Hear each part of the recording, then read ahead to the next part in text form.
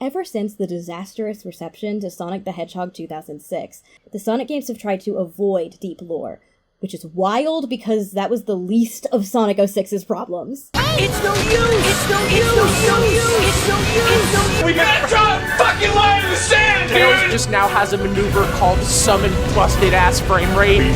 Follow Sonic Adventure 2's hero story in the immersive Sonic mode for Sonic 06 Criminal. I'm Superman! I believe I can fly! But two things happened in the late 2010s that reset Sega's interest in fleshing out the lore of this series. One was a less than positive reception to Sonic Forces, which promised a dark, edgy, post-apocalyptic setting, but was definitely not sad AM levels of quality.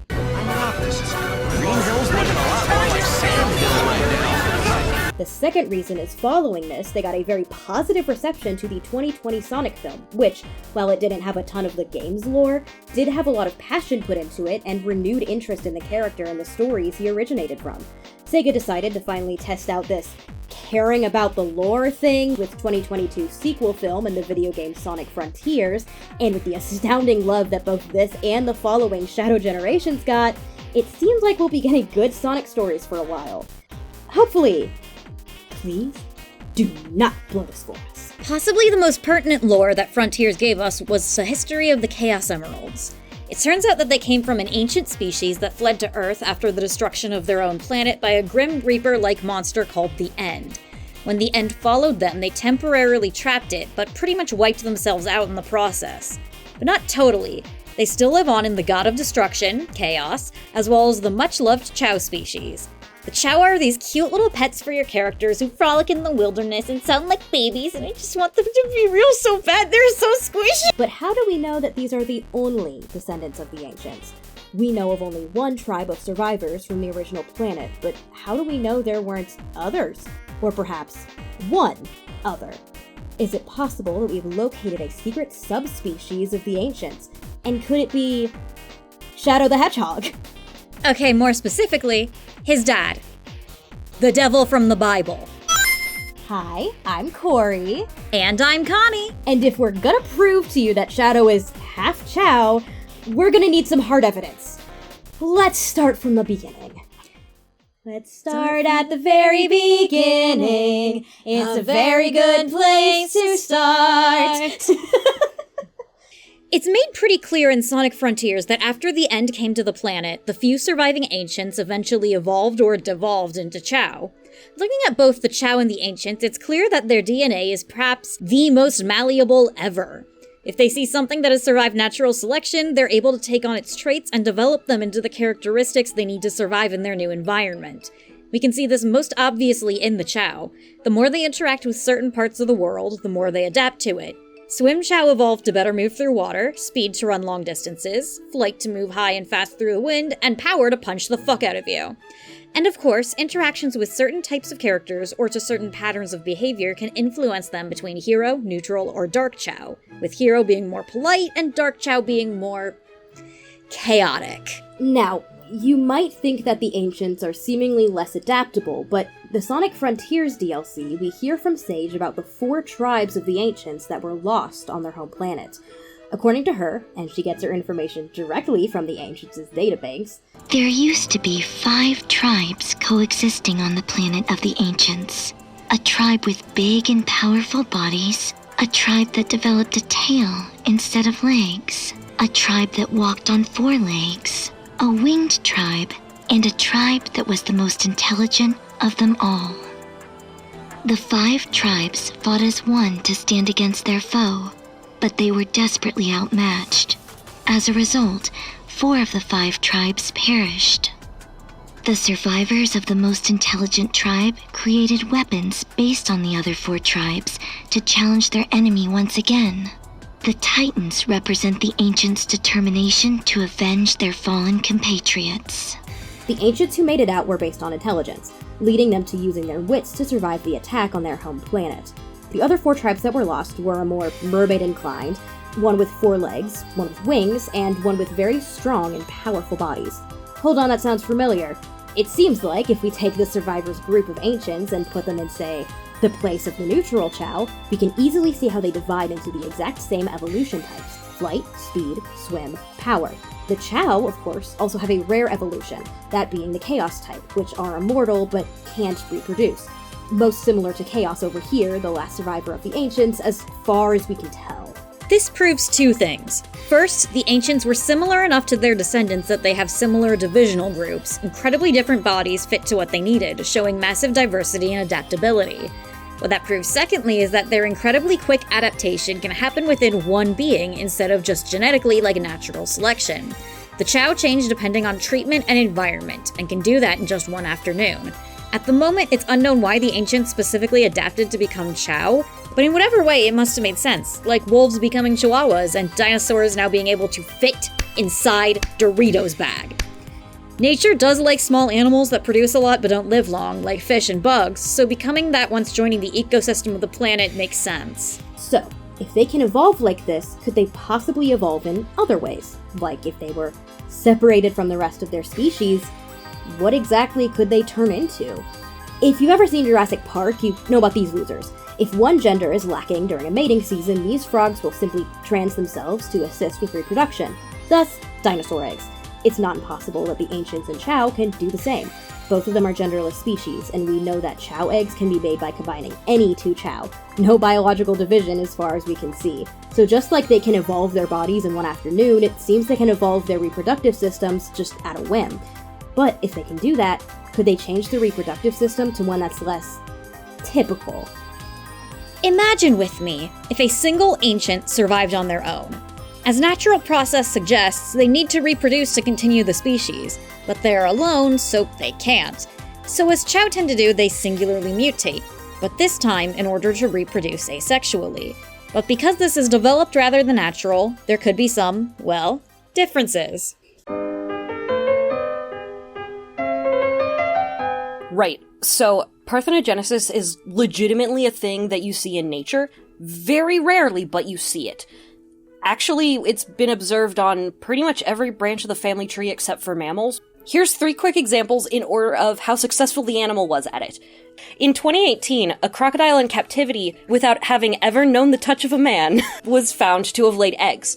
Now, none of these eggs developed to the point where they were hatchable, but some of them did develop partially. We're not sure if this was like an individual tragedy of the eggs just didn't develop right, or if this individual crocodile was having trouble because she was a first-time mom, or if alligators and crocodiles are just bad at parthenogenesis.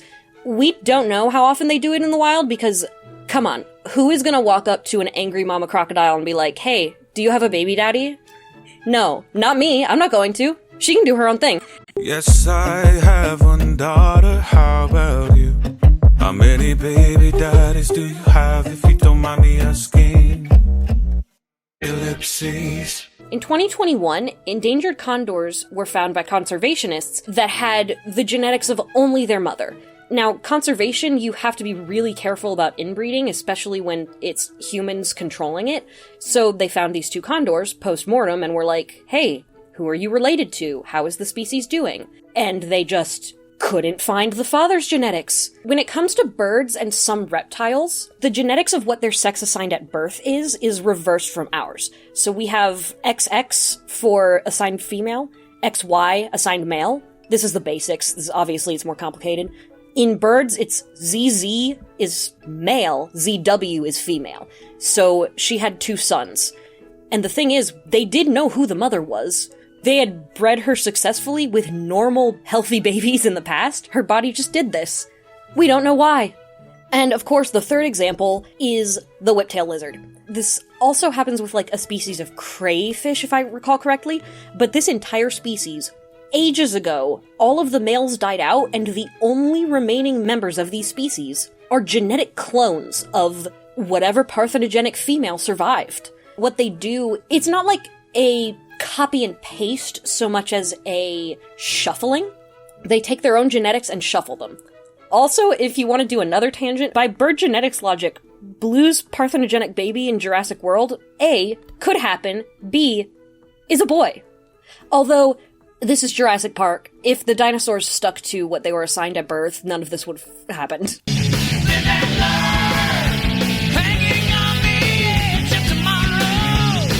With the Sonic universe and an alien species, there would probably be other side effects to asexual reproduction, ones that don't turn up in our Earth creatures. We have seen a potentially parthenogenic species in Sonic X. They never go into the specifics of Meta-X reproduction, but we know that the females only produce seeds when they evolve into their final form, so it's honestly possible there's no input from the males of this species. That does show a difference in genetic makeup between this universe and ours, since the plants can walk and talk and have a boyfriend and whatnot. And die tragically. Please watch Sonic X, the original Japanese, I am begging you. So we really technically didn't need to go over any of that shit, but we did anyway because we're forcing you all to learn stuff while you're here. You thought we were just talking video games? Last FNAF episode, we put Stepford Wives on the reading list, and we are not stopping there. We will educate you if it's the last thing we do. Next up is Shirley Jackson. If game theory gets to educate you about peat moss, we will sit down and educate you about classical literature. I don't actually know if Shirley Jackson's up next, but you guys should read her anyway. But, other than Sonic X, there is another example of asexual reproduction, that being of the Black Arms. We told you we'd get there. If you're new to the Sonic universe, the Black Arms are an evil alien hive mind species that actually make up half of Shadow's DNA. Yeah, this hedgehog's actually half demon. You know the devil from the Bible and the real type fandom? That's his dad, unironically. He donated his blood to make Shadow in the tube, and so sometimes Shadow can sprout wings and hear voices in his head. Just like Maximum Ride, I think. I'm sure that happens in Maximum I'm sure that Ride. happens in Maximum Ride. That is until he destroys all of them to protect the Earth from their man-eating colonist violence. But they're all in an evil hive mind controlled by Black Doom, so it's fine. But the thing with Shadow is he's only half Black Arms. Black Doom, as the queen bee of the alien race, was the only one actually able to reproduce. And also the only one able to make decisions and have sapience. We are all his children. I myself am his 108th child. But, well, how exactly did your father have a child all by himself? What do you mean, how?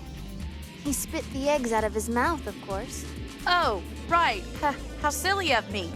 The Shadow the Hedgehog booklet refers to him as the leader and creator of the species, but the Black Arms don't have any goals or personalities outside of him. They don't have free will like the Meta-X, which makes them somewhat different as parthenogenetic reproduction goes. They're all part of Black Doom's hive mind, which isn't really a thing in real asexual reproduction, though eusociality can be seen in species such as bees and ants. And, for whatever reason, naked mole rats. Black Doom's clones are copies, yes, but without any free will. Any species we've looked at with asexual reproduction are clones and not drudges. However, bugs do have the closest example, being bug drones. In wasps and bees, these are unfertilized eggs that turn into drones meant only for mating, which are basically born asexually. On the other end, a queen ant's unfertilized eggs are perfect clones of her. While bug drones are meant for reproduction, you could make the argument that the Black Arms are drones meant for warfare instead. With the adaptability of Chao/Ancients, honestly, it's not a hard argument to make. Black Doom would have then adapted to, clone eggs asexually, but then, like bugs, without fertilization of another party, they're drones instead of clones with free will. So this either means that the Black Arms were meant to reproduce similar to xenomorphs, with a singular queen who lays the eggs, or that something is going wrong with their reproductive cycle. And if we'd had to guess, it'd be more likely the latter. It's a bit weird for a species who have a hive mind as well as no free will. Dark Brotherhood shows us a hive mind species of the Voxai, but they also have their own personalities, interests, and schemes. The Black Arms aren't a species, but just extensions of Black Doom. So it's a kind of like starfish fission. You split a starfish in two, it'll become two of the same starfish. You know, like our parents always told us worms did. Was that true, or were they just telling that to make us feel better? I don't know, I'm not North, I don't know shit about science, and I got nerd stuff to worry about. Shadow specifically has free will because he's not just a parthenogenetic copy of Black Doom, but has his DNA mixed with other stuff, like Mopian hedgehogs and apparently Maria's soul, and a salamander. Black Doom allowed this because he wanted Project Shadow to be able to generate undying soldiers for him, which he was not able to do as he could only make lesser copies of himself that couldn't really do anything on their own. We can see a few different forms of the Black Arms that Black Doom is able to create from his own DNA. And hold on, these kind of look familiar. Especially these more recent ones from Shadow Generations. They almost look like the Titans, which were seemingly based on the 4 lost tribes of the Ancients. It could be a coincidence, except that Shadow Generations was the next big game after Frontiers, and so they'd be able to pull resources from each other while designing. Or perhaps Well, lore building. Well, you know how we said that when shown a species that made it through natural selection, Chao will take on their traits? Who is to say that Black Doom is not one of the ancients, who escaped the planetary destruction and evolved to take on the traits of its destroyer? We know that the Black Arms have some kind of mysterious connection to chaos energy, and specifically the Chaos Emeralds. While he couldn't reach them on Earth, Black Doom's DNA seemed to be what stabilized Shadow and allowed him his connection with the magic rocks. And Black Doom himself, upon getting the Chaos Emeralds, immediately knows how to use them. We know the Chaos Emeralds came from the Ancients' planet, or at least were there for longer than they were on Earth, and the Ancients not only knew about them, but regularly used them in their fight against the End. So he has chaos energy manipulation just like the Ancients and the Chao, and the knowledge of how to wield it. There's also strange religious imagery with the Black Arms that nobody ever seems to bring up, except our buddy Jester at Glitchmage on Tumblr. They have temples that they manage to somehow place on Earth in preparation for the invasion, and Black Doom refers to their promised day when talking about planetary annihilation. Not to mention Black Doom's necklace here, which we first saw as this kind of sun-moon symbol, but looking at it closely could easily be seen as a spear exploding.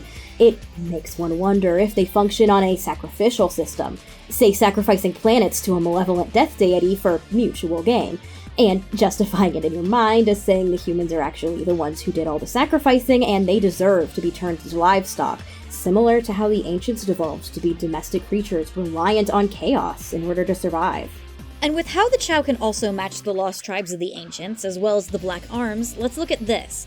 This is called the motherfucking Devil Chao, which is a dark Chaos Chao. Do you remember us mentioning the Chaos Chao? They're very powerful Chao who have immortality but lack the ability to reproduce, kind of like Chaos themselves, and Black Doom, who's been around for at least 2,000 years but can't make any kids that aren't extensions of himself.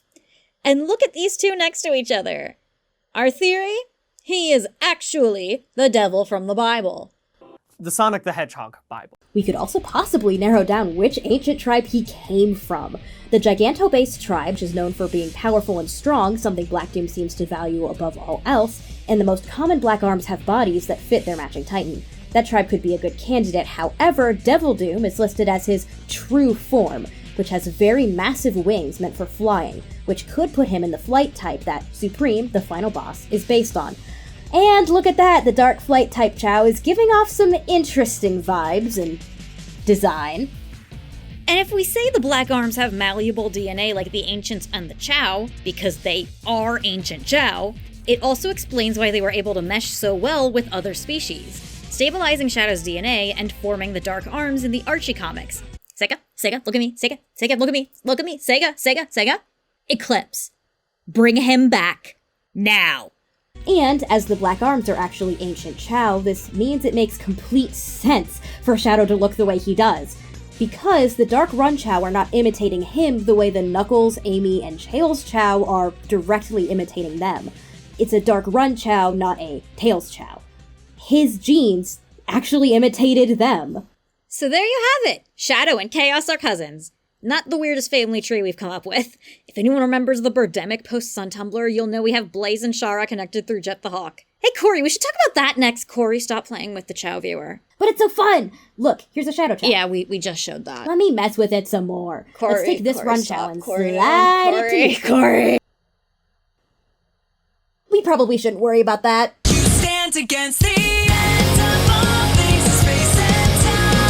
You tore down the walls of the prison without care for what's inside. And an inescapable force I cannot be denied. Like the countless before you consumed, I'll leave nothing behind. God, we're going to have to jump through so many hoops to keep, from making Black Doom sex jokes in this. He did fuck that old man, though. He did fuck that old man. He did fuck that old man.